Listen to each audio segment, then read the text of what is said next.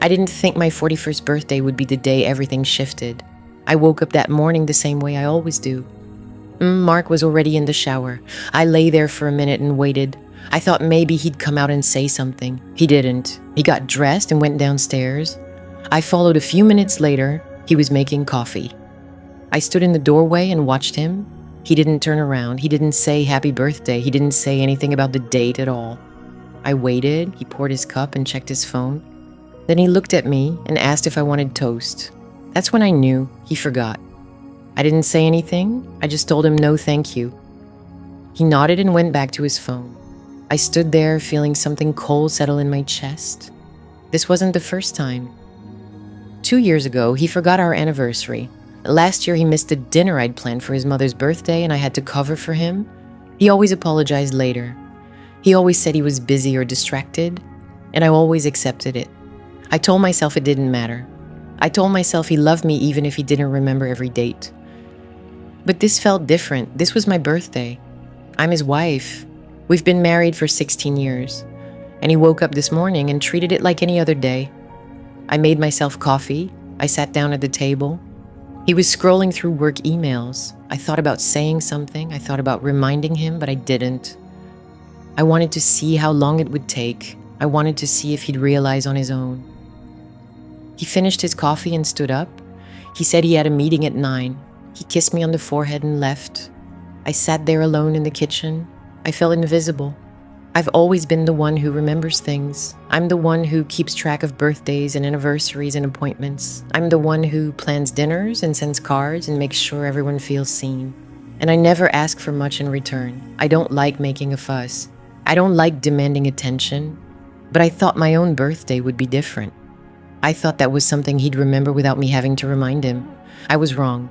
I went upstairs and got ready for work. I worked from home that day. I had meetings scheduled and reports to finish. I sat at my desk and tried to focus. Mark didn't call. He didn't text. By noon, I checked my phone 3 times. Nothing. My sister sent me a message wishing me happy birthday. 2 friends from college sent messages too. My mother called and we talked for 20 minutes. She asked what Mark had planned. I lied. I told her we were doing something quiet. She seemed happy with that. I hung up and stared at my computer screen. I thought about texting Mark. I thought about saying something casual to jog his memory. But I didn't. I wanted to see what would happen. I wanted to see if he'd figure it out. The afternoon passed slowly. I finished my work around 4. Mark texted me at 4:30. He said he'd be home by 6. No mention of my birthday, no mention of plans. I sat there and read the message twice. I didn't respond right away. I thought about what I was going to do. I'd planned a small dinner weeks ago, nothing big. Just a few people. My sister and her husband, 2 friends from work, Mark's colleague David and his wife Linda. I'd invited them all 3 weeks earlier. I'd told Mark about it. He'd said it sounded nice. He'd agreed to be home by 6.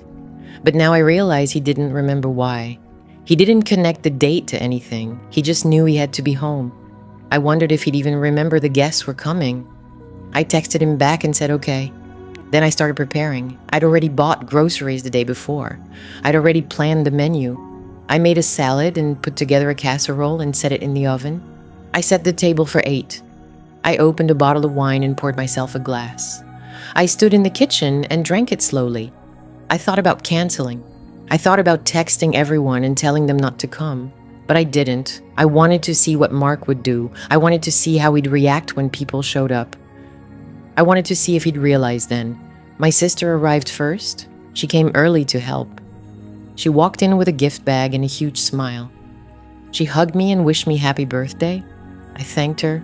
She asked where Mark was. I told her he was still at work. She looked at me for a second. She asked if he knew people were coming. I said yes. She didn't ask anything else. But I could see the question in her eyes. She helped me finish setting up. My 2 friends arrived next. Then David and Linda. Everyone brought gifts or wine or flowers. Everyone wished me happy birthday. I smiled and thanked them. I kept checking the time. It was 6:15. Mark still wasn't home. Mark walked through the door at 6:43. I watched him from the kitchen. He had his phone in one hand, his jacket slung over his shoulder. The same distracted expression he always wore after work. He looked up.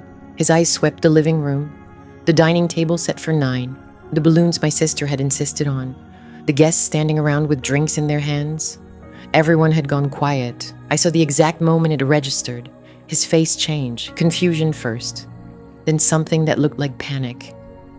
"Surprise," I said. My voice came out flat, calm. I'd been practicing that tone all day. Mark's mouth opened, closed. He looked at me, at the guests, back at me. He started. "You didn't remember?" I finished for him. My sister touched my arm, a small gesture, supportive. Mark's colleague David stood near the window with his wife Linda. They both looked uncomfortable. David had figured it out faster than Mark had. Everyone else just waited. "Happy birthday," Mark said finally. The words hung there, hollow, too late. I didn't respond. He walked toward me, set his phone down on the counter, his jacket followed. "I'm so sorry," he said quietly. "I completely forgot," I said again. "Yes, I know."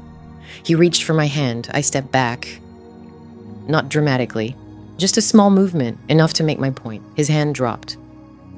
"How long have you been planning this?" he asked. 3 weeks, I said. "I told you about it 3 weeks ago. You said you'd be home by 6. I watched him try to remember that conversation. He couldn't. "I did tell you," I said, "at breakfast, on a Saturday. You were reading something on your phone, but you said okay, you said you'd be here." Mark ran his hand through his hair. A nervous gesture I'd seen 1,000 times. "I thought it was just a regular dinner," he said. "It is a regular dinner," I said, "for my birthday, which is today, which you forgot." My mother appeared beside me. She'd been in the kitchen, helping with the food. "Maybe we should give you two a moment," she said carefully. "No," I said. "Everyone's here. The food is ready. We're having dinner." I looked at Mark. "You can join us if you like," I said, "or you can go upstairs and pretend this isn't happening, like you pretended all day that it wasn't my birthday." The room stayed quiet. Mark's face had gone red. Embarrassment, I thought. Or maybe shame. Good. "Of course I'm staying," he said. "Then wash up," I said. "Dinner's in 10 minutes. I turned away from him. Picked up the wine bottle I'd opened earlier. Started refilling glasses. My hands were steady. I was proud of that. My sister followed me as I moved around the room. "You okay?" she whispered. "Fine," I said. "You don't have to do this," she said. "We can all leave. Give you space." "I spent all day cooking," I said. "We're eating." She squeezed my shoulder. I heard Mark's footsteps on the stairs. He was going up to change, probably, to collect himself. I didn't care. My friend Rachel came over. She'd been watching from the corner with her husband, Tom. "That took guts," she said quietly. I shook my head. "It took nothing," I said. "I just stopped pretending." "Still," Rachel said, "I appreciated her." She'd remembered. She'd shown up with a gift wrapped in blue paper. She'd hugged me at the door and meant it. Mark came back down 12 minutes later. He changed his shirt, combed his hair, put on the cologne I'd bought him last Christmas. Too little, too late, I thought. But I didn't say it. Everyone moved to the table. I'd set Mark's place at the head, like always. I took the other end. Normally I sat beside him, not tonight. He noticed. I saw him look at his chair, then at mine. He didn't comment. We served the food, passed dishes around, made small talk. David tried to help. He asked Mark about a work project, something safe. Mark answered. His voice sounded strained. My mother told a story about my childhood birthday parties. Everyone laughed at the right moments. I ate my food, tasted nothing. Linda complimented the roast, said she'd love the recipe. "I'll send it to you," I said. Mark hadn't touched his plate much. He kept looking at me. I didn't look back. My sister had made a cake, chocolate with raspberry filling, my favorite. She brought it out with candles lit, 41 of them. Everyone sang. Mark's voice was barely audible. I blew out the candles, made a wish. I wished for clarity, for strength, for knowing what came next. "Speech," Tom called out. He was trying to lighten the mood. "No speech," I said, "and just thank you, all of you, for being here, for remembering." That last word landed hard. Mark flinched. We cut the cake, served it, ate it. My sister had outdone herself. It was perfect. I told her so. Guests started leaving around 9.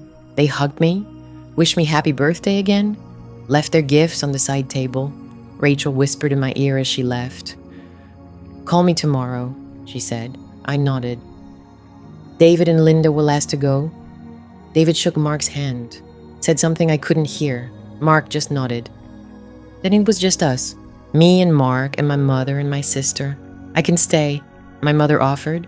"No," I said, "or thank you, but no." My sister hugged me tight.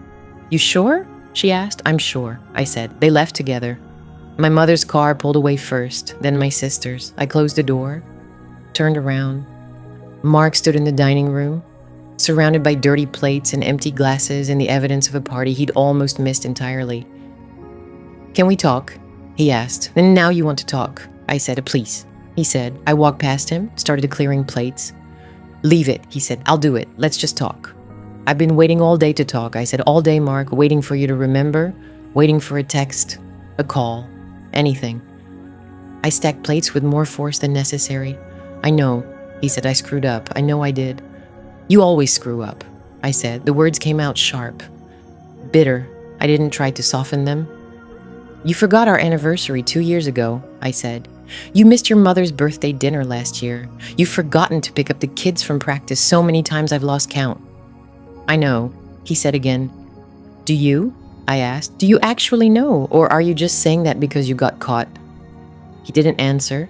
I carried the plates to the kitchen. He followed. "I'm sorry," he said. "I don't know what else to say." "You could explain," I said. "You could tell me why I'm not important enough to remember." "That's not," he started. "It is," I interrupted. "That's exactly what it is. You remember work meetings. You remember golf with David. You remember everything that matters to you." I turned on the water, started rinsing plates. "I just forget sometimes," he said weakly. "You forget me?" I said. The water ran hot over my hands. "I don't mean to," he said. "That almost makes it worse," I said. I heard him move behind me, felt him standing close. "What do you want me to do?" he asked. I turned off the water, dried my hands, turned to face him. "I want you to care," I said simply. "I want you to care enough to remember, to write it down, to set a reminder, to do whatever it takes." "I will," he said. "I promise." "You've promised before," I said. "This time is different," he said. "Why?" I asked. "Because I embarrassed you in front of your colleague? Because people saw you forget?" He looked away. That's told me everything. "I'm sleeping in the guest room," I said. "Don't," he said. "Please." "I need space," I said. "I need to think." "About what?" he asked. His voice had changed. There was fear in it now. Good, I thought again. He should be afraid. "About whether this is how I want to spend the rest of my life," I said. "Invisible, forgotten, waiting for you to notice I exist." "You're not invisible," he said. "Then why didn't you see me today?" I asked. He had no answer. I walked past him, headed for the stairs. "I love you," he called after me. I stopped, didn't turn around. "Then remember me," I said. I went upstairs, closed the guest room door, sat on the bed. My phone buzzed, messages from Rachel, from my sister, from my mother, all checking on me, all remembering. I looked at my reflection in the dark window, 41 years old, 16 years married, and finally done being forgotten. Tomorrow, I thought, things would be different. They had to be. I didn't sleep. I lay in the guest room bed, staring at the ceiling, listening to the sounds of the house. Mark didn't come upstairs right away. I heard him moving around downstairs. The clink of dishes, water running. He was cleaning up from the party. I'd left everything, the dirty plates, the half-empty wine glasses, the napkins crumpled on the table. I'd just walked upstairs. Part of me wondered if he thought cleaning the kitchen would fix things. It wouldn't. I heard his footsteps on the stairs around midnight. They paused outside the guest room door. I held my breath. He didn't knock. The footsteps continued down the hall to our bedroom. Our bedroom. I'd been sleeping in that room for 16 years. Now I was here in a bed we'd bought for guests who rarely came. I turned onto my side. The sheets smelled like laundry detergent. Clean and impersonal. Not like our bed, which smelled like us. Like home. I closed my eyes. I didn't cry. I'd done enough crying earlier, after I'd closed the guest room door. Now I just felt empty and tired. So tired of being the one who remembered everything. Morning came too early. I heard Mark's alarm go off at 6:30. I'd been awake for an hour already. I heard him shower, get dressed, go downstairs. I waited. At 7:15, there was a soft knock on the guest room door. Sarah. His voice was quiet. I didn't answer. I made coffee. And I'm really sorry about everything. I stared at the door. I know you need space, he continued. I'm going to work, but can we talk tonight, please? I still didn't answer. I heard him sigh. His footsteps retreated down the hall. 10 minutes later, the front door closed. I got up. The kitchen was spotless. Mark had cleaned everything, washed every dish, wiped down every counter. The flowers from yesterday's centerpiece sat in a vase on the table. There was a note next to the coffee maker. I picked it up. I'm sorry, I love you, we'll talk tonight. M. I set it down. I poured myself coffee. I sat at the kitchen table and looked at my phone. There were 3 missed calls from my sister, 2 texts from Rachel, 1 from my mother. I texted my sister first. I'm okay, just need some time to think. She responded immediately. Call me when you're ready, I'm here. Rachel's text was similar. Thinking of you, here if you need anything. I appreciated them, but I didn't want to talk. I wanted to sit in the quiet and figure out what I was feeling. I spent the morning in my home office. I worked on a project I'd been putting off for weeks. Work was easier than thinking. At noon, my phone rang. Mark. I let it go to voicemail. He called again at 1, again at 2:30. Each time, I didn't answer. At 3, he texted. Please talk to me. I know I messed up. I want to fix this. I stared at the message. Did I want him to fix it? Could he fix it? This wasn't just about my birthday. It was about the pattern, the anniversary he forgot 2 years ago, the dinner reservation he missed last year, his mother's birthday last month. It was about feeling invisible, about being the only one who carried the mental load of our life together. I remembered everything. He remembered nothing. And I was tired. I texted back. I need more time. His response came immediately. Okay, take all the time you need. I'll be home at 6. I put the phone down. At 4, I made myself lunch. Toast and scrambled eggs. I wasn't hungry, but I needed to eat. I sat at the table and thought about the last 16 years. Mark and I met in college. He was studying engineering. I was studying graphic design. We were both 23 when we got married. Young, but not too young. We'd been happy, at least I thought we had been. When had things changed? I tried to pinpoint a moment. There wasn't one. It had been gradual. A slow shift from partnership to this. Me managing everything, him floating through life, oblivious. I finished my eggs. I washed the plate. I went back upstairs. At 5:30, I heard the front door open. Mark was home early. I was still in the guest room. I'd showered and changed, but I hadn't left the room since lunch. His footsteps came up the stairs. He knocked on the door. Sarah, can I come in? I hesitated. Then I said yes. The door opened. Mark stood in the doorway. He looked tired. There were dark circles under his eyes. Hi, he said. Hi. He stayed in the doorway, like he wasn't sure if he was allowed to come closer. Can we talk? He asked. I nodded. He came in and sat on the edge of the bed. I was sitting in the chair by the window. There was space between us. More than just physical space. I've been thinking all day, he said. About what you said last night. I waited. You were right, he continued. About all of it. I've been taking you for granted. I've been absent. I didn't say anything. I don't have an excuse, he said. I got comfortable. I assumed you'd always be there, that you'd always handle everything. I'm tired of handling everything, I said quietly. I know. Do you? I looked at him. Do you know what it's like to be the only one who remembers? To carry everything? He looked down at his hands. No, he admitted, I don't. At least he was honest. I want to change, he said. I want to be better. A better husband, a better partner. You've said that before, I reminded him. He flinched. After you forgot our anniversary, I continued, you said you'd do better, but you didn't. I know. So why should I believe you now? He looked up at me. His eyes were red. Because I saw it last night, he said, at the party. I saw how you looked at me, and I realized I'm losing you. My throat tightened. I don't want to lose you, Sarah. he said. His voice cracked. I love you. I know I've been terrible at showing it, but I do.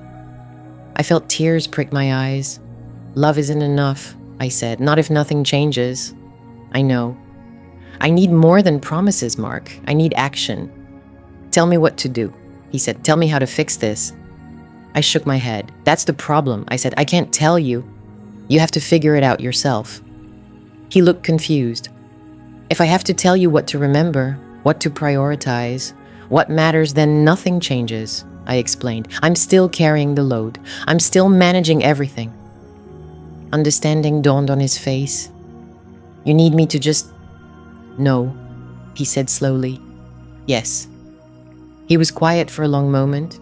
I don't know if I can do that, he said finally. I don't know if I know how. I appreciated the honesty, even if it hurt. Then maybe we need help, I said. Help? Counseling, therapy, something. He nodded immediately. Okay, yes. Whatever you think we need. I'll find someone, I said. I'll make an appointment. Then I stopped myself. No, I said. You'll find someone. You'll make the appointment. He looked startled. This is where it starts, I said. You take responsibility. You do the work. He nodded slowly. Okay, he said. I'll do it tomorrow. Good. We sat in silence. Are you coming back to our room? He asked quietly. I thought about it. Not yet, I said. He looked hurt, but he nodded. Okay. He stood up. He walked to the door, then turned back. I really am sorry, Sarah, about your birthday, about everything. I know, I said. He left. I heard him go down the hall to our bedroom. I stayed in the guest room. That night, I lay in the same bed, staring at the same ceiling. But something felt different. Not better exactly, but different. We talked, really talked. Mark had listened. He'd admitted things I'd never heard him admit before. It was a start. Maybe not enough, but a start. I thought about what my sister had said yesterday, that I deserved better. She was right. I did deserve better. The question was, could Mark become better? Could he change a pattern 16 years in the making? I didn't know, but I was willing to find out. Not because I was weak, not because I was settling, but because 16 years meant something, because the man I married was still in there somewhere, and because I owed it to myself to see if we could find our way back. I closed my eyes. Tomorrow, I'd go back to work, back to my life, but I'd be paying attention now, watching, waiting to see if Mark's promises turned into action, and if they didn't, I'd have my answer. I fell asleep thinking about guest lists and forgotten birthdays and the difference between love and effort. And somewhere down the hall in our bedroom, Mark was hopefully thinking about the same things. I woke up in the guest room for the second morning in a row. The sun came through the blinds at a different angle than in our bedroom. I'd slept here before, when I had a cold and didn't want to keep Mark awake, or when he came home late from work trips. But this felt different. This felt like a choice. I checked my phone. 7:15. Mark would already be up. I could hear him moving around downstairs. I didn't get up right away. Instead, I lay there and thought about the last 48 hours. My birthday, the dinner party, the look on Mark's face when he realized, the conversation yesterday morning where he promised to change. Promises, I'd heard them before. After he forgot our anniversary 2 years ago, he promised he'd never let something like that happen again. He'd set reminders on his phone, he said. He'd be more present. It lasted maybe 3 weeks. Then it was back to the same patterns, the distraction, the assumption that I'd handle everything, the forgetting. I heard footsteps on the stairs, a soft knock on the guest room door. Sarah. I didn't answer immediately. Another knock. Can I come in? It's your house, I said. The door opened. Mark stood there, holding 2 mugs of coffee. He'd showered already. His hair was still damp. I made coffee, he said. I can see that. He came in and set 1 mug on the nightstand beside me. He sat down on the edge of the bed, careful to leave space between us. I didn't reach for the coffee yet.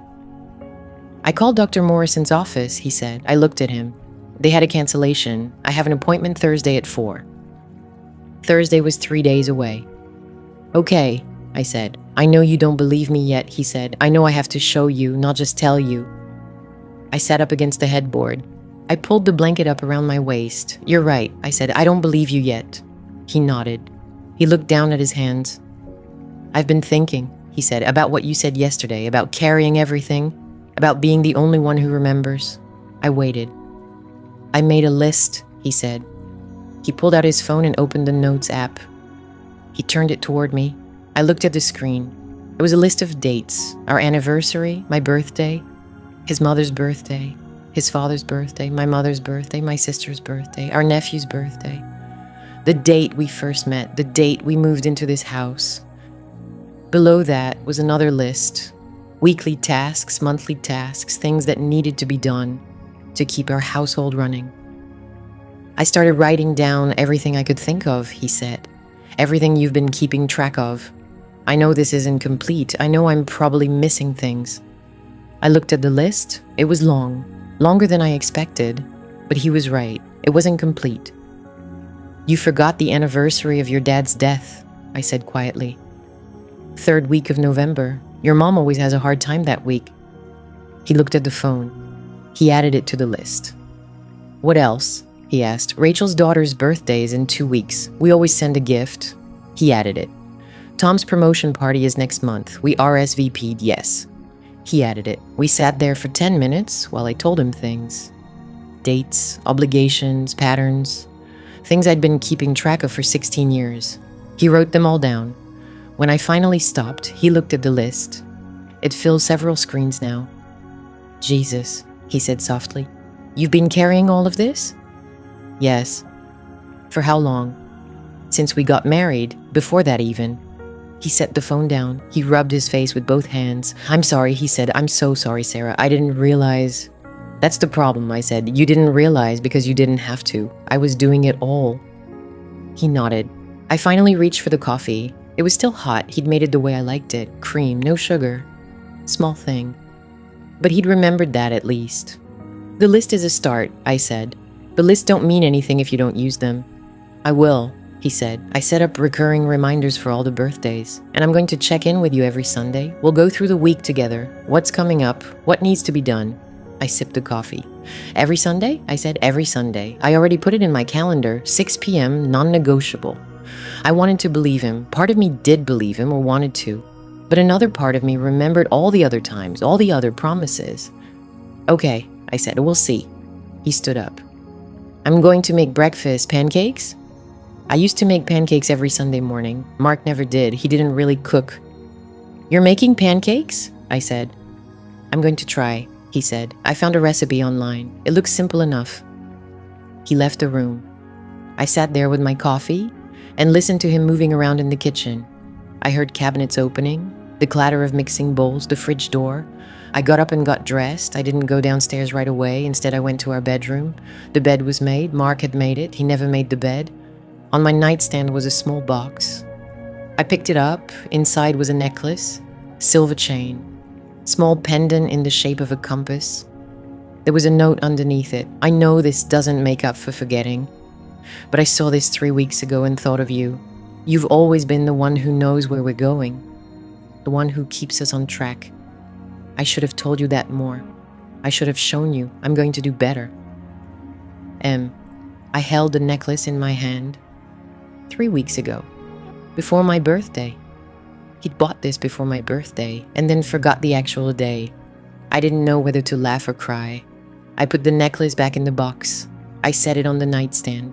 Then I went downstairs. Mark was at the stove. There was batter everywhere, on the counter, on his shirt, in his hair somehow. The first pancake in the pan was burning. "It's smoking," I said from the doorway. He turned. "Oh, damn." He flipped it. The underside was black. "I think the heat's too high," he said. "It is," I said. He turned down the burner. He scraped the burnt pancake into the trash and poured a new one. I sat down at the kitchen table. I watched him cook. He burned 2 more pancakes before he got one right. But he kept trying. He didn't give up. He didn't ask me to take over. When he finally had a stack of mostly edible pancakes, he brought them to the table, with syrup and butter. We ate together. The pancakes weren't great. They were a little gummy in the middle, but they were fine. "Thank you," I said, "for burnt pancakes, for trying." He nodded. We ate in silence for a while. "I found the necklace," I said. He looked up. "Do you like it?" "I do," I said. "It's beautiful." I really did buy it 3 weeks ago, he said. I had it wrapped and everything. I put it on your nightstand yesterday after you went to bed. I know, I said. I'm not trying to make excuses. I know, I said again. We finished breakfast. Mark cleared the dishes. He loaded the dishwasher.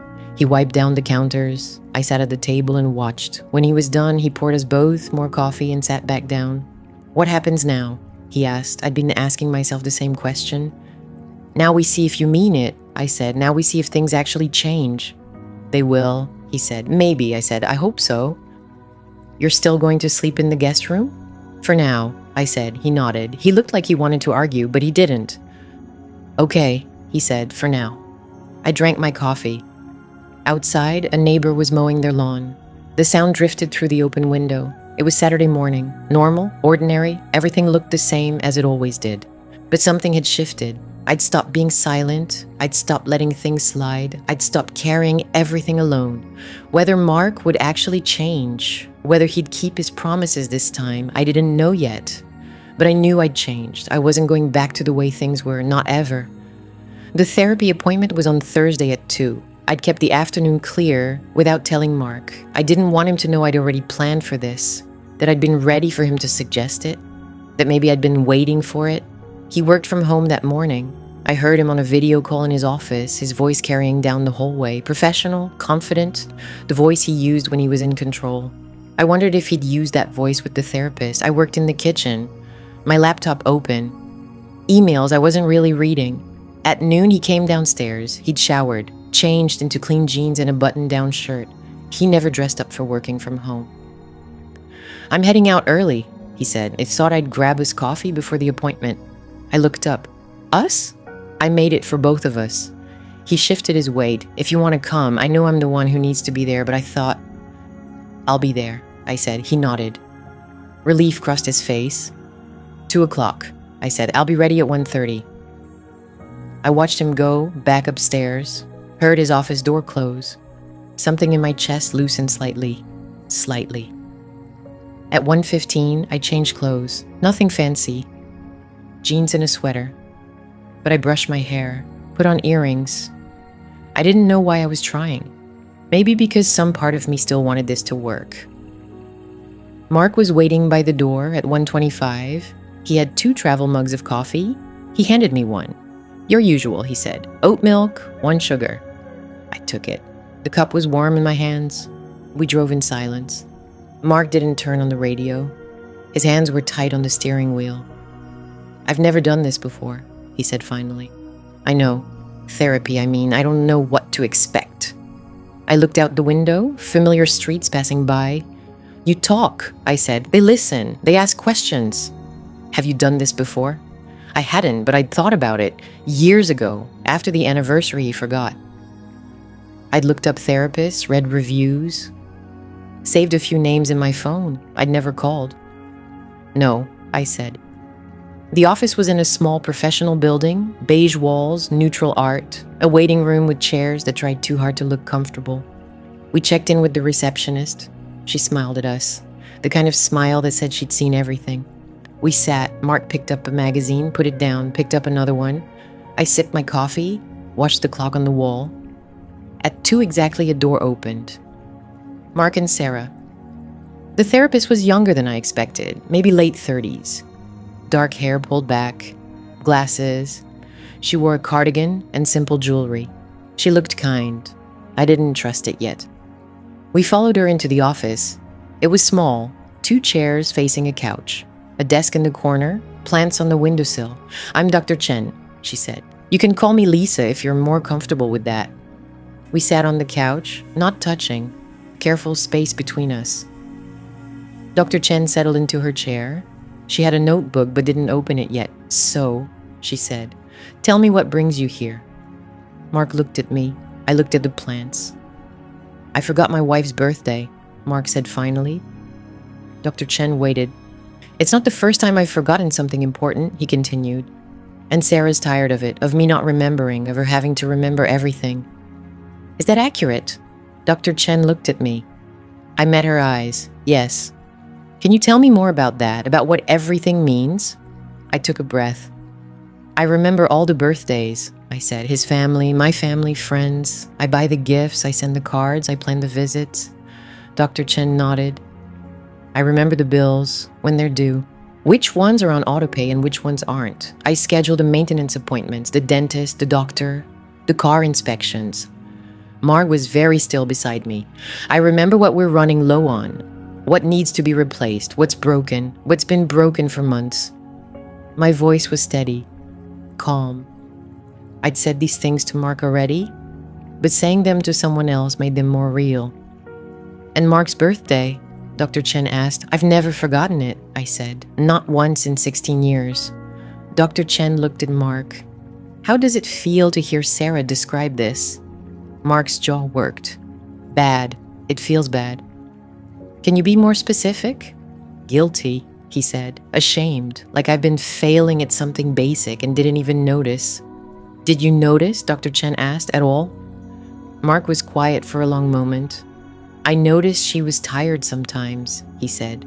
Stressed, but I thought that was just normal. Life, work, I didn't realize I was making it worse. You thought it was normal for Sarah to carry all of this alone? I didn't think about it, Mark said. His voice cracked slightly. That's the problem. I just didn't think about it. Dr. Chen asked more questions. She asked about our history, how we met, when we got married.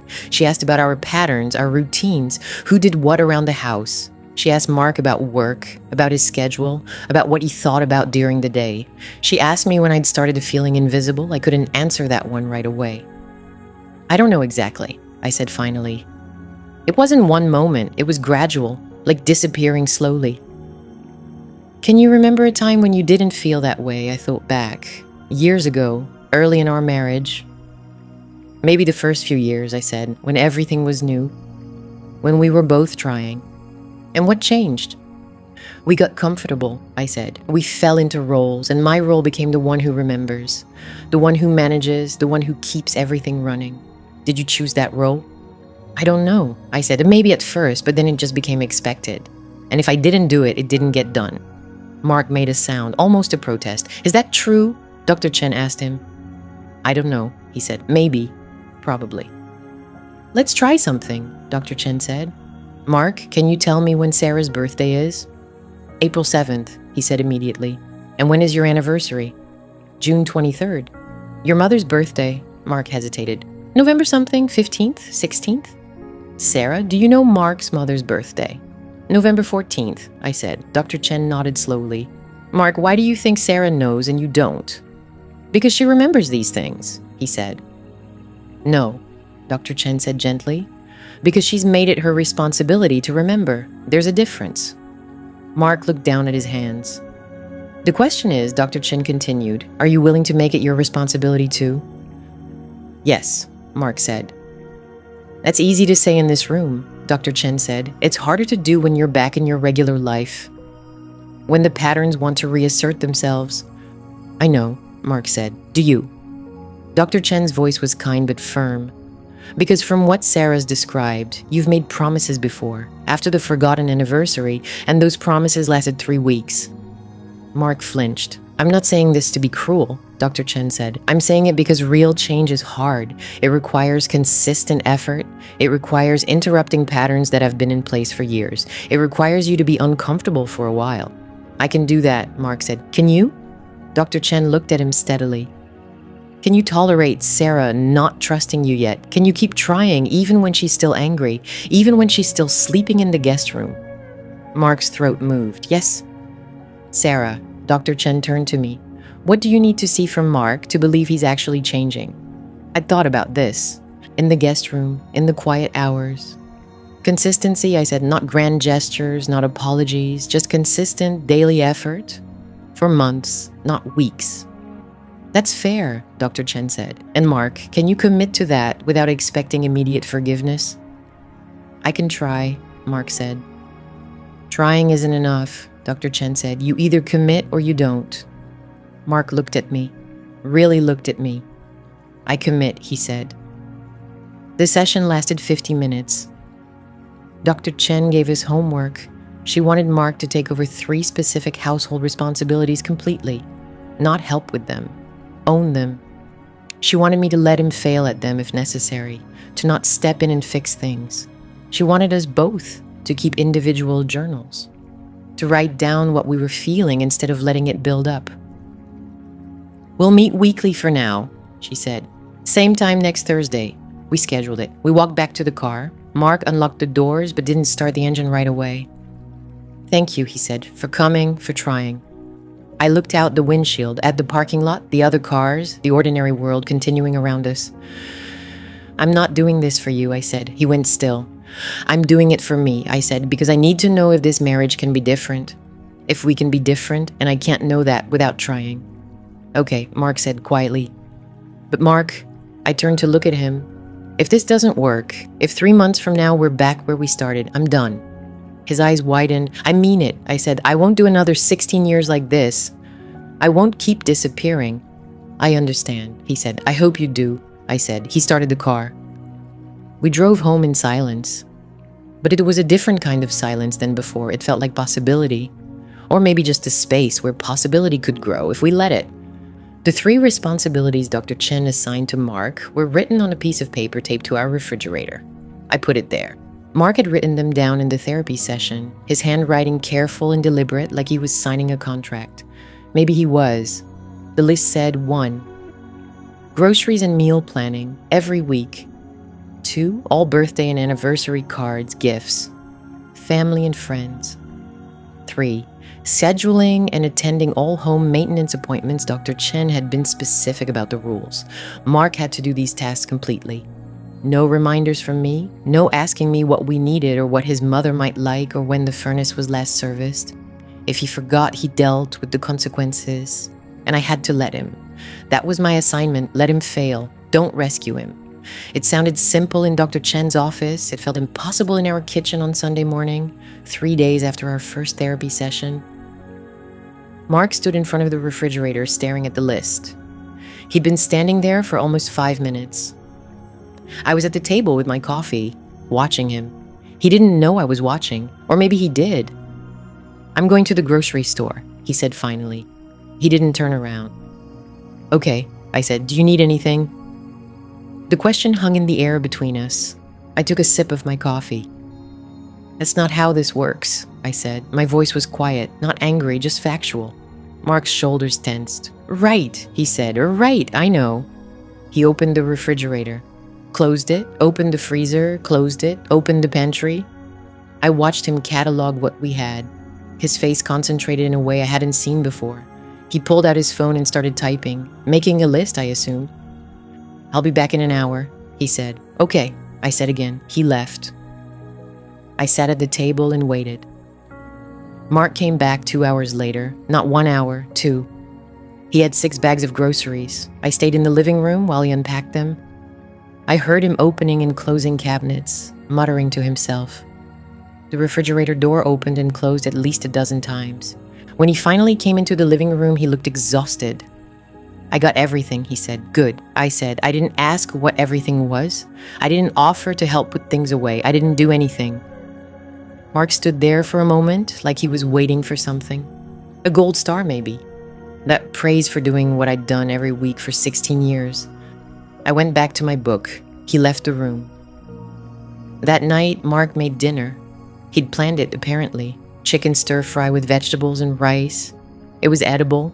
The chicken was a little dry, and he'd used too much soy sauce, but it was edible. We ate in silence. "This is good," I said finally. Because it was something, an effort. Mark looked up, surprised. "Really?" "It's good," I said. I meant it. He smiled. Just a small smile, but it was there. We finished eating. Mark cleared the table without being asked. He loaded the dishwasher. He wiped down the counters. I watched from the doorway. "I'm going to do this every Sunday," he said. "Grocery shopping and meal planning for the week." "Okay," I said. "I made a spreadsheet," he added. He pulled out his phone and showed me. It was color-coded. Meals for each day of the week. Ingredients needed, items to buy. I looked at it, really looked at it. "That's organized," I said. "I used a template I found online," Mark admitted, "but I filled it in myself." I nodded. Something small shifted in my chest. Not forgiveness, not yet, but acknowledgement. He was trying. The first test came on Wednesday. Mark's mother's birthday was on Friday. I knew this, of course. I'd known it for 16 years. I'd bought her gifts and signed Mark's name to cards and arranged dinners and made sure we called at the right time. Every single year. This year I did nothing. I didn't mention it. I didn't remind him. I didn't even hint. On Wednesday night, I saw Mark at his desk in the home office. He had a calendar open on his computer, the one Dr. Chen had told him to maintain. He was frowning at it. I walked past without stopping. On Thursday morning, Mark left for work early. He came home at lunch, which he never did. He had a gift bag in his hand. "I have to mail this today," he said. "Mom's birthday is tomorrow." I looked at the bag, at him. "You remembered," I said. "It's on my calendar," he said. I set up alerts, 3 days before, 1 day before, and the morning of. He looked almost proud, also nervous, like he was waiting for me to tell him he'd done it wrong. "That's good," I said. Mark hesitated. "I got her a scarf," he said. "Is that okay?" I felt the familiar urge rise up in me, the urge to manage, to fix, to make sure everything was right, to ask if he knew her favorite color, if he'd checked if she needed a scarf, if he'd gotten a card. I swallowed the words. "I'm sure she'll like it," I said instead. Mark nodded slowly. "Right," he said. "Okay." He left to mail the package. I stood in the kitchen and felt something tight in my chest start to loosen, just slightly. Friday evening, Mark's mother called. I was in the guest room when his phone rang. I heard him answer in the living room. "Hi, Mom. Happy birthday." A pause. "I'm glad you got it. I wasn't sure about the color, but the woman at the store said it was popular." Another pause. "Yeah, I picked it out myself." His voice sounded different, uncertain but honest. "Thanks. I'm trying to be better about this stuff." I sat on the edge of the bed and listened. "No, Sarah didn't help. I did it on my own." A long pause. "Yeah, we're working on some things." When he hung up, I heard him let out a long breath. I didn't go out to ask how it went, but I heard him in the kitchen later, and then when I walked past, he was smiling at his phone. His mother had texted him a photo of herself wearing the scarf. He showed it to me. "She really liked it," he said. "I can see that," I said, and I could. The second week, Mark forgot to schedule the furnace maintenance. I noticed because the reminder I'd set for myself went off on my phone. The one I'd set months ago, before any of this happened. I looked at the reminder, then I deleted it. I didn't say anything to Mark. On Thursday, the furnace started making a strange noise. Mark heard it that night. "What's that sound?" he asked. "The furnace," I said. I was reading on the couch. I didn't look up. Mark went to the basement, came back up. "I think something's wrong with it," he said. "Probably," I said. He looked at me, really looked at me. I met his eyes. "The furnace maintenance," he said slowly. "That's on my list." "Yes," I said. "I didn't schedule it." "No," I said. Mark stood there. I watched him process it. The realization that I wasn't going to fix this, that I wasn't going to call the repair company or schedule the appointment or make sure everything was handled, that this was his responsibility and he'd forgotten and now we had consequences. "I'll call first thing tomorrow," he said. His voice was quiet. "Okay," I said. I went back to my book. Mark called 3 companies the next morning before he found one that could come out the same day. It cost extra for the emergency appointment. He paid it. He took a half day off work to be home. When the technician arrived, the furnace needed the part. The technician said if we'd had regular maintenance, they would have caught it before it broke. Mark scheduled the follow-up appointment himself and the next year's maintenance. He put both in his calendar. When the technician left, Mark came and found me in the home office. "It's fixed," he said, "and I scheduled next year's maintenance, October 15th. I nodded. "That was expensive," he said. "Yes," I said, "and inconvenient." "Yes," I said. Mark leaned against the doorframe. "You knew I forgot," he said. "It wasn't a question." "Yes," I said, "and you didn't remind me." "No," I said. I looked at him directly. "That's the assignment," I said. Mark nodded slowly. "I get it," he said. "I do." He looked tired. "This is hard," he said. "Yes," I said. I didn't say that I'd been doing it for 16 years. I didn't have to. I could see in his face that he was starting to understand. That night, Mark knocked on the guest room door. I was already in bed, reading. "Come in," I said. He opened the door but didn't come inside. "I just wanted to say thank you," he said. I put down my book. "For what?" "For not rescuing me," he said, "with the furnace." I didn't say anything. I know it would have been easier for you to just handle it, he continued, or to remind me. But you didn't. That's the assignment, I said again. I know, Mark said, but still. Thank you. He started to close the door. Mark, I said. He stopped. You're doing better, I said. It was true. He was. Mark nodded. I'm trying, he said. After he left, I turned off the light. I lay in the dark and thought about the grocery list and the birthday gift and the furnace appointment, about small changes in effort and whether any of it was enough. I didn't know yet, but for the first time in months, I thought it might be possible, maybe. 3 weeks after my birthday, I stood in the kitchen watching Mark sort through grocery receipts. He'd taken over the shopping completely. Every Sunday morning, he sat at the table with his laptop and a notepad. He planned meals for the week. He checked what we already had. He made lists. He didn't ask me what I wanted for dinner. He didn't text me from the store asking where to find things. He just did it. I watched him organize the receipts into a folder he'd labeled household groceries. He'd started tracking spending, creating systems. I didn't know how to feel about it. Part of me wanted to feel relieved, grateful, happy that he was trying. But another part of me, the part that had carried everything for 16 years, felt something else. Resentment, maybe? Or just exhaustion. I'm making chicken marsala on Wednesday, he said without looking up. Is that okay? I poured my coffee. You don't have to ask me, or I know, He stopped. Yeah. Okay. He went back to his receipts. I sat down across from him with my laptop. I had work emails to answer, a project deadline approaching. We sat in silence. This was our routine now. Separate but together. Polite but distant. I slept in the guest room every night. He never asked when I was coming back. On Thursday, Rachel called. How are things? She asked. I was folding laundry in the guest room. My laundry. I'd started doing my own loads separately. He's trying, I said, but I don't know if trying is enough. Rachel was quiet for a moment. What would be enough? I sat down on the bed, held a folded shirt in my lap. I don't know, I said, and that's the problem. I don't know what I want anymore. Do you want the marriage to work? I thought about it, really thought about it. I want it to work, I said finally. Does that make sense? Yeah, Rachel said softly. It does. That night, Mark knocked on the guest room door. I was reading in bed. It was almost 10. Come in. He opened the door but stayed in the hallway, like he needed permission to enter. I scheduled the carpet cleaning, he said. For next Tuesday, they'll be here at 9. Okay. And I called about the gutters. They're coming Saturday morning to clean them out. Okay. He stood there, waiting for something. I didn't know what. Is that all? I asked. I just wanted to tell you so you knew. I appreciate it. He nodded, started to leave, then stopped. Sarah? Yeah? Are we okay? I looked at him. Really looked at him. He looked tired.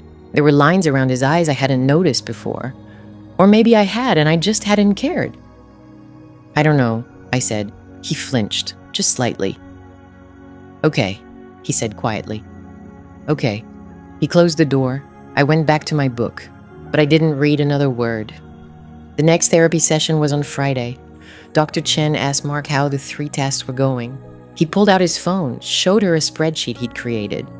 Groceries, done every Sunday, meals planned through the following Saturday. Birthdays and anniversaries, all dates entered in his calendar with 2-week advance reminders. Home maintenance, scheduled quarterly reviews of what needed attention, a running list of repairs and services. I'm trying to build systems, he said, so I don't have to rely on just remembering. So there's a structure. Dr. Chen nodded. That's good. How does it feel? Overwhelming sometimes, he admitted. I didn't realize how much there was, how much Sarah was tracking. And Sarah, Dr. Chen turned to me. Now, how are you feeling about Mark's efforts? I chose my words carefully. I see that he's trying, I said. I see the systems, the lists, the effort. But I'm still angry. Mark looked at me. I didn't look back. Tell me about the anger, Dr. Chen said. It's not going away, I said, even when he does everything right. Even when he remembers things and handles things and doesn't ask me for help, I'm still angry. What are you angry about? I took a breath. I'm angry that it took this, I said. That it took me moving into the guest room.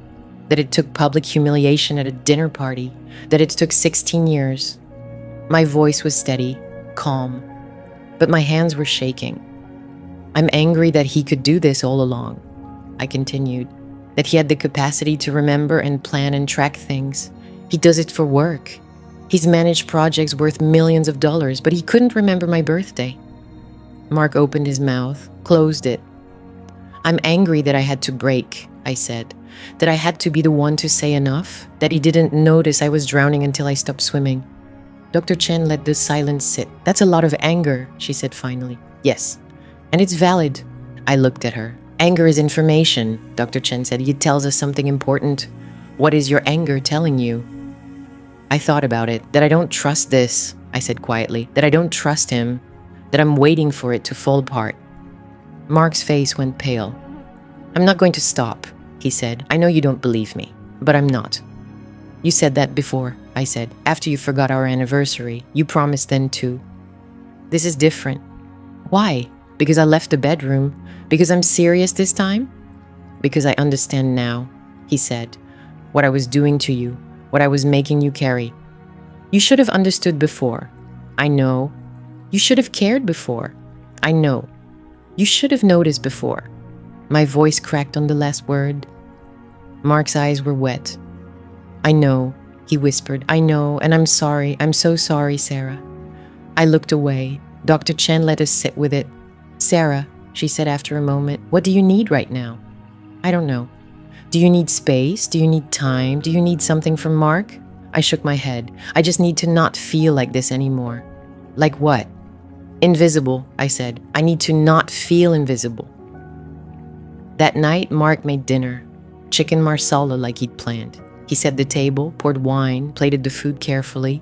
I came down when he called me. We sat across from each other. This is good, I said after the first bite. Thanks. We ate in silence. Halfway through the meal, he spoke. I see you, he said. I looked up. I know I didn't before, he continued. I know I took you for granted. I know I made you invisible. He set down his fork. But I see you now, he said. I see what you do, what you've always done. And I'm trying to make sure you know that I see you. I didn't say anything. I don't expect you to forgive me, he said. I don't expect you to trust me yet. I just need you to know that I'm not going to stop trying. Even if it takes months, even if it takes years. I took a sip of wine. Okay, I said. It wasn't forgiveness. It wasn't trust, but it was something.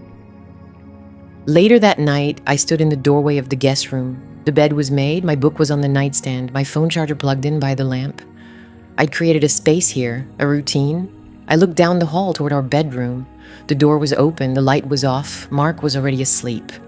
I thought about walking down there, sleeping in our bed, taking that step.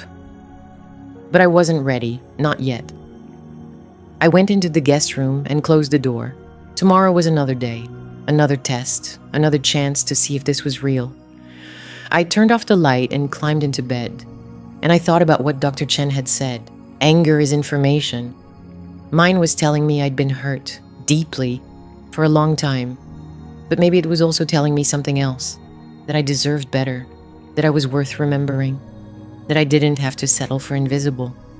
I closed my eyes, and for the first time in weeks, I felt something shift. Not forgiveness, not yet, but maybe the beginning of it, maybe the possibility. I fell asleep thinking about that, about possibility, about what might come next. I woke up to the smell of coffee. Not unusual. Mark always made coffee first thing in the morning. What was unusual was the sound of him moving around in the kitchen at 6:30 on a Saturday. I lay in the guest room bed for a moment, listening.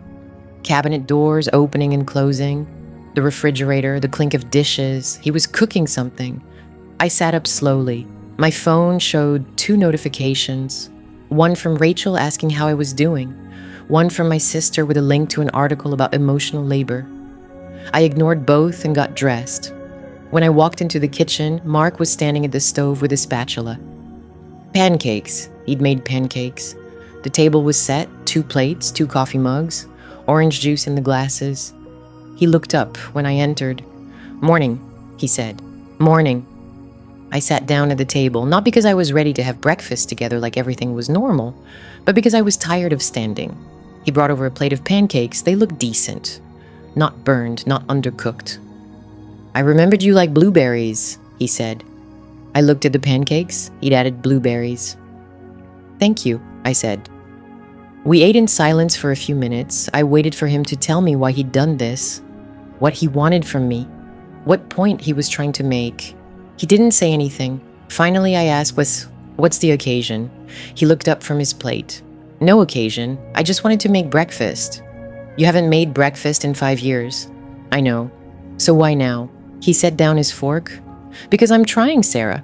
That's what I'm supposed to be doing, right? Trying." There it was, the edge in his voice, the frustration. I took a sip of coffee. "You are trying," I said. "I can see that. But it's not enough." I didn't answer right away. Was it enough? I didn't know anymore. "I didn't say that," I said finally. "You didn't have to." He picked up his fork again. Stabbed at a pancake, didn't eat it. "I'm still sleeping in the guest room," I said. "That's what you mean, right? That I'm still keeping my distance?" "Are you?" "Am I what?" "Keeping your distance." I looked at him across the table, at the man I'd been married to for 16 years. "Yes," I said, "I am." He nodded slowly. "Okay. I need more time, Mark." "How much time?" "I don't know. Dr. Chen said we should be communicating more, being honest about what we need." "I am being honest. I don't know how much time I need." He pushed his plate away, half the pancake still on it. "I can't do this forever," he said quietly. Something cold settled in my chest. "Can't do what forever?" "This. The waiting, the uncertainty, not knowing if anything I do will ever be enough." I set down my coffee mug carefully. "You've done this for 6 weeks, Mark. I've done it for 16 years. That's not fair, isn't it?" He stood up, started clearing the plates. I watched him scrape the leftover pancakes into the trash, load the dishwasher, wipe down the counter, all the things I usually did. "I have a work thing today," he said, not looking at me. "Conference call at 9, should be done by noon." "On a Saturday?" "It's the Tokyo office. Time zones." I nodded. Of course, work always came first, except that wasn't fair either, was it? He worked. He provided. That was part of our arrangement. I just didn't know anymore what our arrangement actually was. "I'll be in my office," he said. "Okay." He paused at the doorway. "Sarah." "Yeah?" "I know you're angry. I know I caused this. But I need to know if there's any chance you'll forgive me. Because if there's not, then we're just prolonging the inevitable." I felt my throat tighten. "I don't know," I said. "I'm trying to figure that out." He nodded, left the kitchen. I sat at the table for a long time after he was gone. The pancakes had been good. He'd remembered the blueberries. It was such a small thing. But it was something. I picked up my phone, called Rachel. She answered on the second ring. "Hey," she said, "I was just thinking about you. Can you meet for coffee?" "When?" "Now?" There was a pause. "Give me 20 minutes, the usual place." "Yeah." "Sarah, you okay?" "I don't know," I said, "that's why I need coffee." She laughed softly. "I'll be there." I ended the call and went to get my purse. Mark's office door was closed. I could hear his voice through it, professional and assured. Discussing projections and timelines and deliverables. The voice he never used with me. I left without saying goodbye. Rachel was already at the coffee shop when I arrived. She'd gotten me my usual vanilla latte, extra hot. I sat down across from her. "So," she said, "what happened?" "He made pancakes." She raised an eyebrow. "And this is bad because it's not bad. It's just, I don't know what it is." I told her about the breakfast, about Mark asking how much time I needed, about him saying he couldn't wait forever. Rachel listened without interrupting. When I finished, she took a sip of her coffee. "Do you want to forgive him?" she asked. "I don't know." "That's not what I asked. I asked if you want to." I stared at my latte, watched the foam slowly dissolve. "Part of me does," I said finally. "The part that remembers why I married him. The part that knows he's trying now. The part that's tired of being angry all the time. And the other part? The other part doesn't trust him. Doesn't believe this will last. Thinks I'm stupid for even considering it. Which part is louder? I thought about that. It depends on the day, I said. Rachel nodded. That's honest, at least. He's right, though. I am keeping my distance. I'm waiting for him to fail again. Of course you are. He's failed before. But Dr. Chen said I have to let him own this. Let him succeed or fail on his own.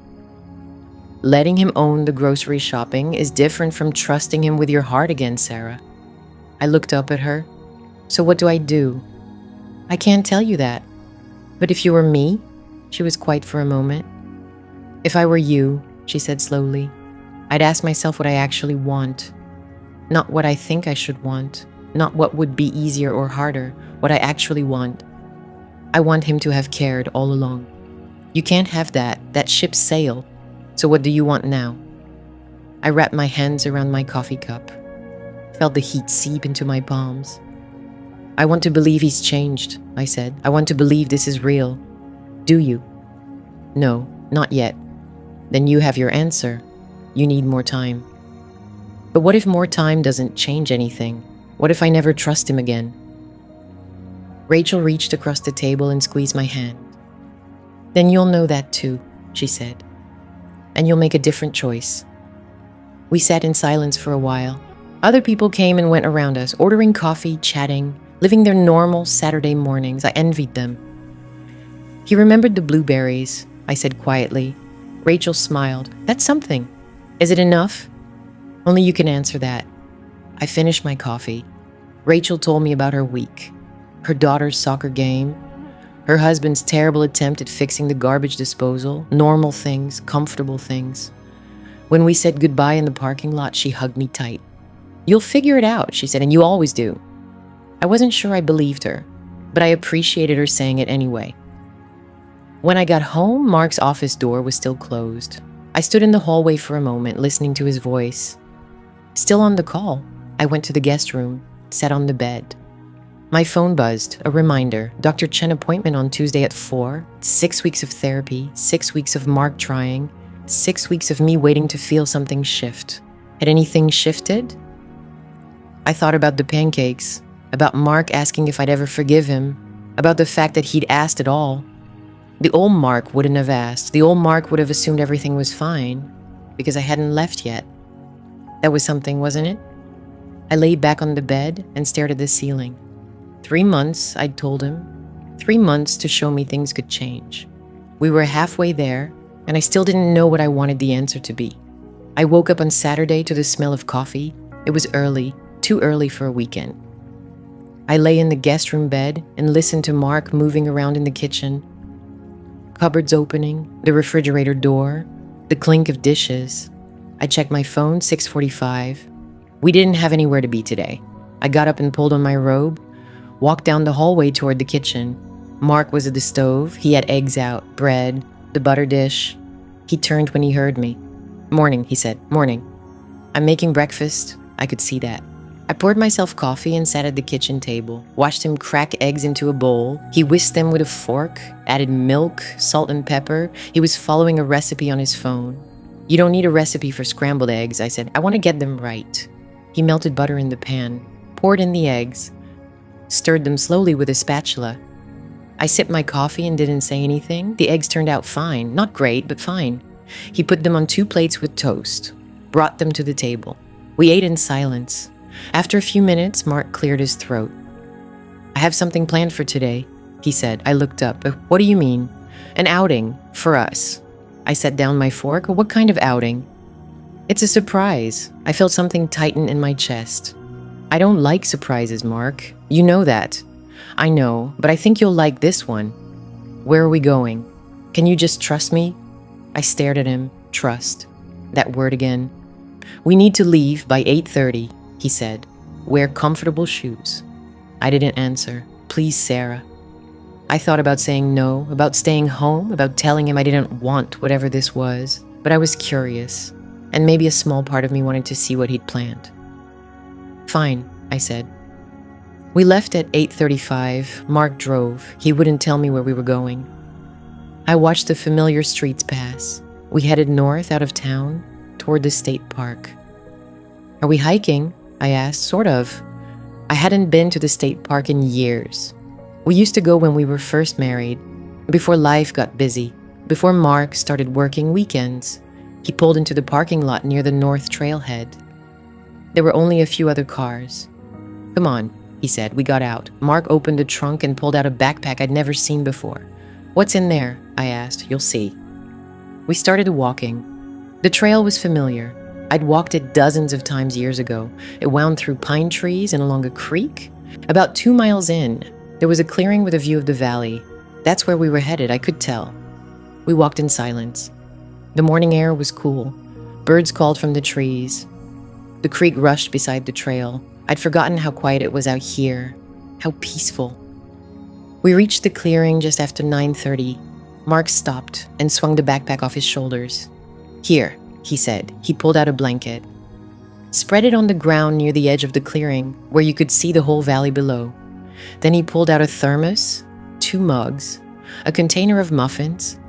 I made them last night, he said. Blueberry, from that recipe you used to make. I sat down on the blanket. Mark poured coffee from the thermos, handed me a mug.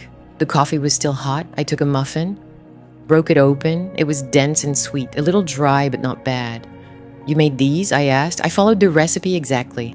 We sat there drinking coffee and eating muffins and looking at the valley. It was beautiful. The morning light made everything golden.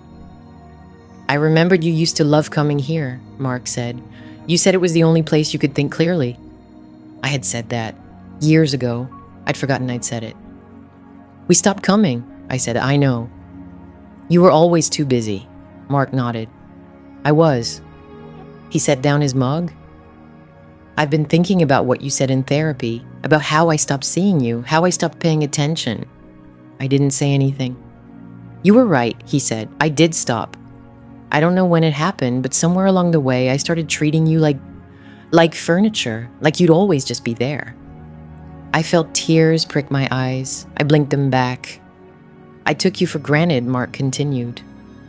For years, and I'm sorry. I know I've said that before, but I mean it. I really mean it.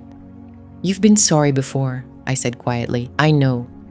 You promised to change after you forgot our anniversary, remember? You were sorry then too. It lasted 3 weeks. Mark looked down at his hands. I remember. So why should I believe this time is different? Because I'm different. I shook my head. You're trying harder. That's not the same thing as being different. What do you want me to do, Sarah? Tell me, I'll do it. I don't want you to do anything because I told you to do it. I want you to care. I want you to see me. I want you to remember I exist without having to set a calendar reminder. My voice cracked. I looked away. Mark moved closer, not touching me, but closer. I do see you, he said. I see you now. I see how much I hurt you. I see how hard you've worked to hold everything together while I just coasted. For 16 years, Mark. I know. 16 years of being invisible. I know. I wiped my eyes with the back of my hand. I'm so tired, I said. I'm tired of being the one who remembers everything, who plans everything, who holds everything together. I'm tired of feeling like I'm doing this marriage alone. Mark didn't say anything. He just sat there. After a long moment, he spoke. I brought you here because this was where we came the weekend I proposed. Do you remember? I did remember. We'd hiked to this exact spot. Mark had packed a picnic. He'd gotten down on one knee right there at the edge of the clearing. I'd said yes without hesitation. I remember, I said. I wanted to remind you and myself that I did see you once. I did pay attention. I knew your favorite flowers and your favorite songs and how you liked your coffee. I knew you loved this place. I knew you. That was a long time ago. I know, but I want to know you again. The you are now, not the you from 20 years ago. I looked at him. Really looked at him. He looked tired, older. There were lines around his eyes I hadn't noticed before. I don't know if I can do this, I said. Do what? Trust you again. Believe in us again. Mark nodded slowly. I understand. Do you? Because I don't think you do. I don't think you understand how hard it is to watch someone try and still not believe it's real. To want so badly for things to change, but be terrified of hoping because hope has hurt me every single time. You're right, Mark said. I don't understand that, but I want to. I pulled my knees up to my chest, wrapped my arms around them. I'm scared, I said. Of what? That you'll stop trying, that this will fade, that in 3 months or 6 months or a year, we'll be right back where we started. I won't stop. You don't know that. You're right, I don't. But I'm asking you to give me the chance to prove it. I looked out at the valley. The sun was higher now. The golden light had shifted to something brighter, harsher. I need more time, I said. Okay. I can't promise you anything right now. I'm not asking you to. I'm still angry. I know. And I'm still sleeping in the guest room. Mark nodded. I know. We sat there for a long time. The coffee grew cold. The muffins disappeared. Eventually, Mark started packing up the blanket and the thermos. Ready to head back? He asked. I stood up. My legs were stiff from sitting. Yeah. We walked back down the trail in silence. But it was a different kind of silence than before. Not comfortable exactly, but not hostile either. Something in between. When we got back to the car, Mark opened my door for me. He hadn't done that in years. I got in without commenting. On the drive home, I looked out the window and thought about the clearing, about the proposal, about the version of us that existed 20 years ago. Those people felt like strangers now, but maybe that was okay.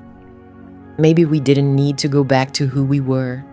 Maybe we needed to figure out who we could be.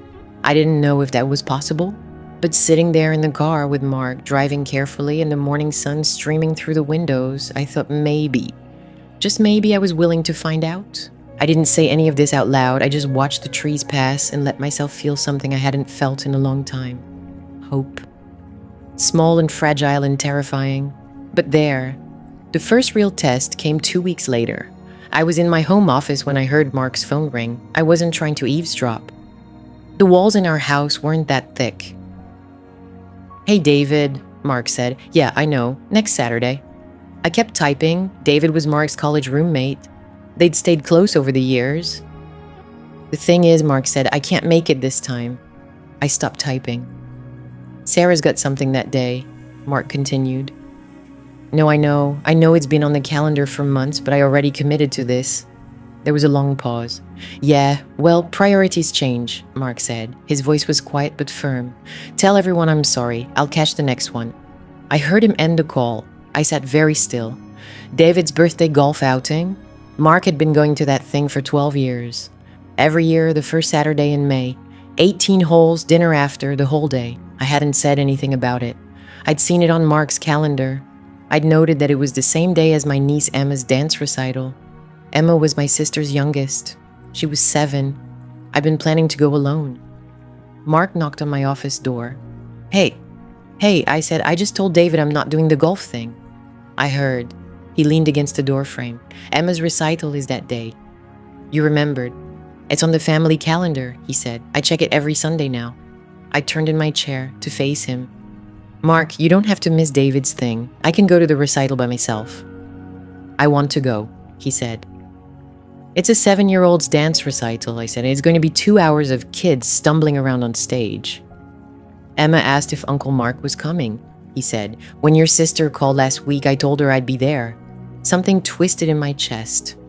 David will understand, Mark said. Oh, will he? Mark shrugged. Probably not right away, but he'll get over it. He left to make lunch. I sat in my office for a long time after that. That night, I called my sister. Did Emma really ask if Mark was coming? I said, yeah, my sister said. Last week when I called about the recital details. Why? What did she say exactly? She asked if you were both coming. I told her you definitely were. She said she hoped Uncle Mark could come too, because he's really tall and she'd be able to see him from the stage. I smiled despite myself. That sounds like Emma. Is everything okay?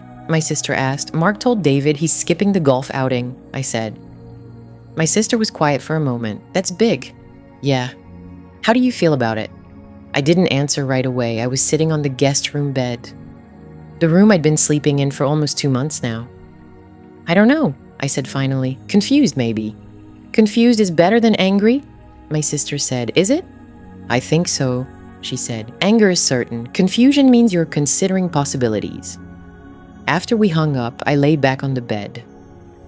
I thought about Mark's voice on the phone. The way he'd said priorities change, like it was simple, like it was obvious. I thought about all the times I'd gone to family things alone, birthday parties, graduations, holidays sometimes. Mark had always had a reason. Work, a deadline, something important. Golf with David had always counted as important. I'd never counted as important enough to make him cancel. Dr. Chen asked about it in our next session. How did that feel? She said. When Mark chose the recital over his annual golf outing, I was quiet for a long time. Confusing, I said finally. Can you say more about that? I looked at my hands. I don't know if I should trust it. Trust what specifically? That it means anything, I said, and that it's real. Mark shifted in his chair beside me. It's real. I didn't look at him. You said that before. After my birthday, you said you'd change. It lasted 3 weeks. I know. So how is this different? Dr. Chen leaned forward slightly. But Sarah, what would it take for you to believe it's different? I don't know, I said. Time, maybe. Consistency. How much time? I finally looked at Mark. He was watching me with an expression I couldn't quite read. I don't know that either, I said. The recital was on a Saturday afternoon. Mark wore a button-down shirt. He'd ironed it himself.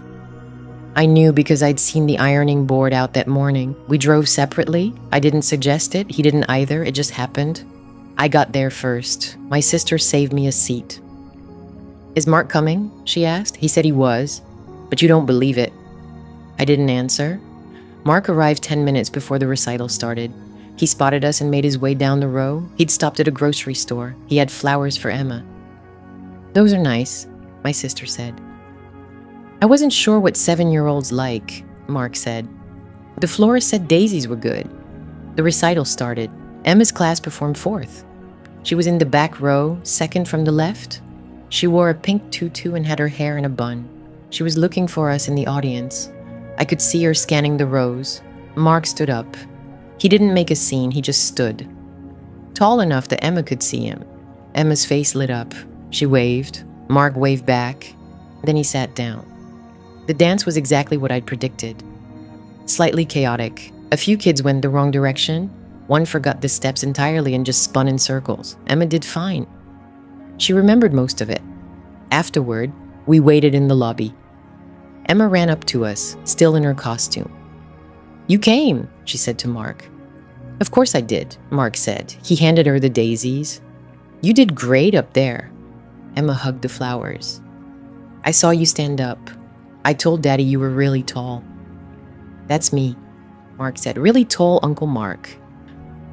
My sister appeared with her husband and their 2 older kids. We talked for a few minutes, made plans for dinner the following week. Then Mark and I walked to our cars. Thank you for coming, I said. I wanted to be here, Mark said. I believed him. That was the confusing part. I actually believed him. That night, I stayed up late in the guest room. I'd been keeping a journal. Dr. Chen had suggested it. A place to track my thoughts without censoring them. I wrote about the recital, about Mark standing up so Emma could see him, about the flowers, about the fact that he'd canceled on David. I wrote, I don't know how to do this. I don't know how to let myself hope again. I wrote, what if I let myself believe he's changed and then he goes back to how he was? I wrote, what if I don't let myself believe it and I miss the chance to save this? I put the journal away. I lay in bed and stared at the ceiling. Down the hall, I could hear Mark moving around in our bedroom. Our old bedroom, the one I hadn't slept in for almost 2 months. My phone buzzed, a text from Mark. I know you're still awake. I can see your light under the door. I didn't respond right away. Another text came through. I'm not asking you to move back. I'm not asking you to forgive me. I just want you to know I see you trying too. And I know how hard this is. I stared at the message. I typed, how do you know I'm trying? His response came quickly. Because you're still here. I put the phone down. He was right. I was still here, still going to therapy, still showing up, still watching him try, still hoping, even though I was terrified to admit it. I turned off the light, but I didn't sleep for a long time. The next morning, Mark made breakfast, pancakes. He'd been practicing. They were actually pretty good now. We ate together at the kitchen table, something we'd started doing a few weeks ago. Breakfast on Sunday mornings, no phones, just coffee and food and sometimes conversation. Emma really loved those flowers. I said, yeah. My sister texted me last night. Emma put them in a vase by her bed. Mark smiled. Good. We ate in silence for a minute. I've been thinking, Mark said. I waited. About what you said in therapy, about not knowing how much time you need. Okay. I don't need you to know, he said. I just need you to know that I'm not going anywhere, however long it takes. I set down my fork. I mean it, he said. I'm not giving up on this, on us. I looked at him, really looked at him. He looked tired. He'd been working hard. The household responsibilities, the therapy, the constant effort to remember, to show up, to be present. He looked different than he had 2 months ago. He looked like he meant it. Okay, I said quietly, okay? Okay, I said again, I hear you. It wasn't forgiveness, it wasn't a promise, but it was something.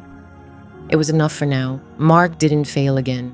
Not in the next week, not in the week after that. I watched him. I couldn't help it. I watched him set his alarms. I watched him check his spreadsheet every morning with his coffee. I watched him write notes on the calendar hanging in the kitchen. He scheduled the gutter cleaning.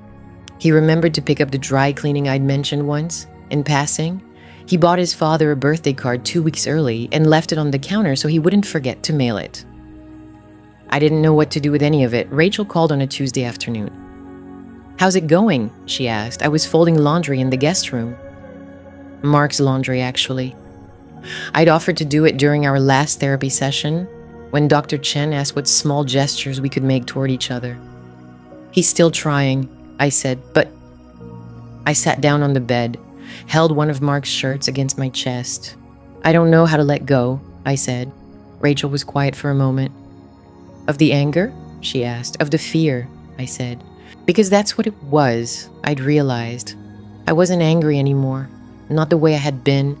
I was terrified that I'd believe him, terrified that I'd move back into our bedroom and let myself hope and wake up 6 months from now to find him scrolling through his phone on our anniversary, terrified that I'd forgive him and he'd decide the effort wasn't worth it anymore. That's normal, Rachel said. Sarah, you were hurt. Really hurt. You don't just get over that because he's been good for 2 months. 8 weeks, I said. It's been exactly 8 weeks since my birthday. You're counting. Of course I'm counting. I heard her sigh. What does Dr. Chen say? She asked. She says I need to communicate what I need from Mark, that I can't expect him to read my mind. And what do you need? I looked around the guest room, at the bed I'd been sleeping in for 2 months, at the stack of books on the nightstand, at the framed photo of my sister and me that I'd brought in here. I don't know, I said, but that wasn't quite true. I knew what I needed. I just didn't know if I could ask for it. That night, Mark made dinner. He'd been doing that more often, not elaborate meals, but real food, chicken and vegetables, pasta with sauce he'd learned to make from a recipe his mother had sent him. Tonight it was stir-fry. We ate at the kitchen table. We'd stopped eating in front of the TV after Dr. Chen suggested we needed more face-to-face time. This is good, I said. Mark smiled. He looked tired. He'd been looking tired a lot lately. Thanks, he said. I think I'm finally getting the hang of the sauce. We ate in silence for a few minutes. Sarah, Mark said. I looked up. He was gripping his fork too tightly. I could see the tension in his shoulders. I want to ask you something, he said, but I don't want to pressure you. My stomach tightened. Okay, I said. Our anniversary is in 3 weeks, he said. I knew that. Of course I knew that. 18 years. I know, I said. I want to do something, Mark said. Something special, but I don't know if you want that, if you're ready for that. He set down his fork. I don't want to assume, he said. I don't want to plan something and have you feel like I'm pushing you into pretending everything's fine when it's not. I stared at him. This was new. The old Mark would have made a reservation somewhere nice and expected me to be grateful, would have bought flowers and thought that was enough. What did you have in mind? I asked. I don't know yet, he said. That's why I'm asking. I want to do what you want, if you want anything at all. I put down my own fork.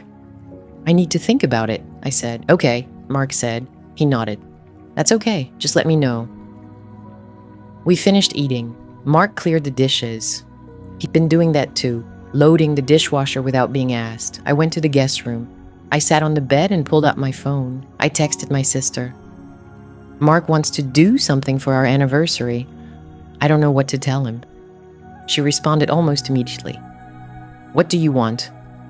I stared at the question. What did I want? I wanted to believe him. I wanted to trust that this version of Mark was real and permanent. I wanted to stop sleeping in the guest room. I wanted to wake up next to my husband again without feeling like I was making a mistake. I wanted to stop being afraid. Oh, no. I want things to be different, I typed. But I don't know if they are. Not really. You won't know until you try, my sister wrote back. I knew she was right. But trying meant risking everything again. The next therapy session was on Thursday.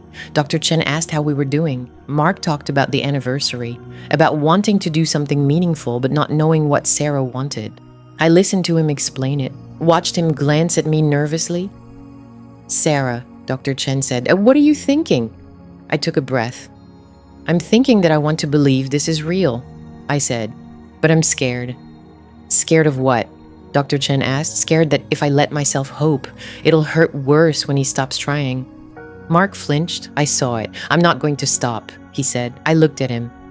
You don't know that, I said. You promised before, after you forgot our anniversary 2 years ago. You promised you'd do better. I know, Mark said. His voice was quiet. I know I did. You tried for 3 weeks, I said. Then you forgot the parent-teacher conference. Then you forgot to pick up my prescription. Then you stopped trying at all. Dr. Chen leaned forward slightly.